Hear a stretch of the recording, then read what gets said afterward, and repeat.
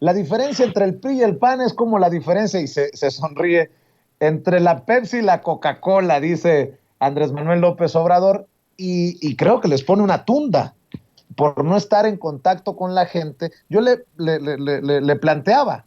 si este no ver, este no transformarse, va a llevar a la desaparición o a la irrelevancia al PRI, que está a un pasito, ¿no?, de llegar a eso. Y básicamente el presidente dice que lo que ha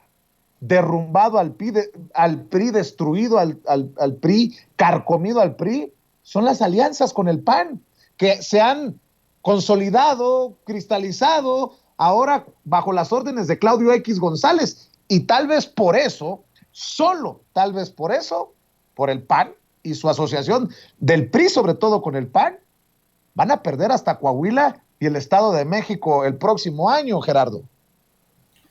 Por supuesto, mi querido Vicente. Estuvo muy bien esa pregunta, yo coincido con tu cuestionamiento,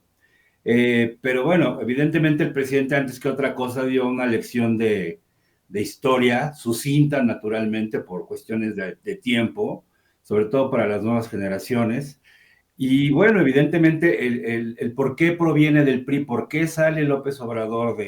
del PRI, y él da una explicación muy, muy interesante de que en sus orígenes, pues el PRI naturalmente emana del movimiento revolucionario, su antagonista fue precisamente el PAN, que estaba en contra precisamente de las políticas sociales, sobre todo agraristas, respecto a la cuestión del ejido, y hace todo un recorrido de la historia hasta más o menos en la época de Carlos Salinas. Pero aquí el problema es que el PRI sí originalmente tuvo un proyecto de nación. Recordemos que allá por el año de 1954, con la presidencia de Ruiz Cortines, se inicia un proyecto económico que se le denominó el Milagro Mexicano, que tan solo duró 3 sexenios, que fue con López Mateos y Gustavo Díaz Ordaz. Es decir, el desarrollo estabilizador, la cuestión del crecimiento económico hacia el interior, una vez obtenida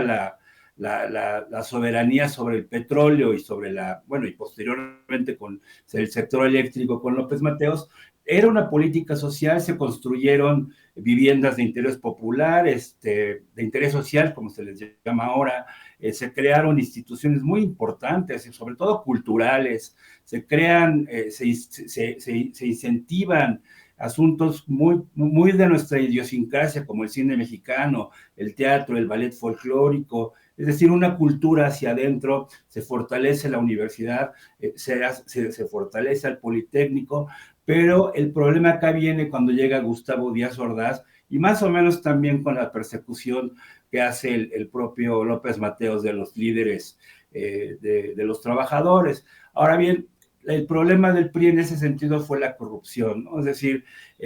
cuando llega Gustavo Díaz Ordaz y ocurre el 68, posteriormente el 71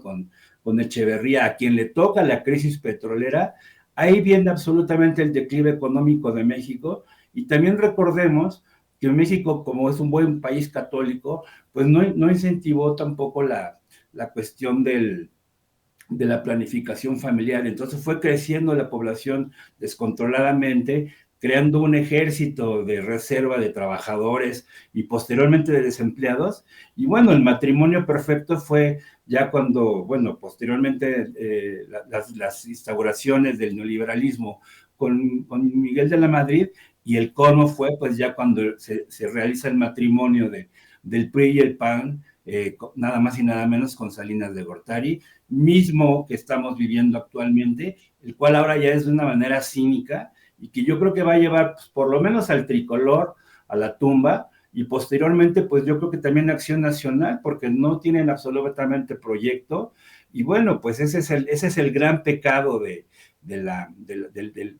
tanto del PRI como del PAN, y naturalmente pues los cuadros políticos, digamos, de alguna forma competentes, tanto intelectuales como de acción, pues como bien lo dijiste, pues no van a bajar de una nave espacial y se va a crear una administración pública de la nada, ¿no? Entonces, ese es el gran error, y es una gran respuesta sobre todo para la gente, sobre todo en Twitter, que están diciendo que Morena es el PRI 2.0. Entonces, en ese aspecto, tiene mucha razón el presidente y sobre todo destacar ese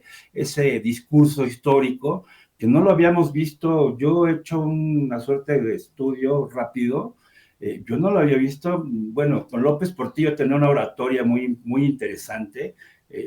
Quien tenga la paciencia de leer sus memorias se va a dar cuenta que también era un intelectual, pero también era un hombre que le gustaba mucho la uña. Y bueno, pues eso fue el principio del fin. Y yo creo que estamos presenciando ya ahora sí la debacle, como diría Vasconcelos, el desastre, mi querido Vicente. El pecado del PRI, aliarse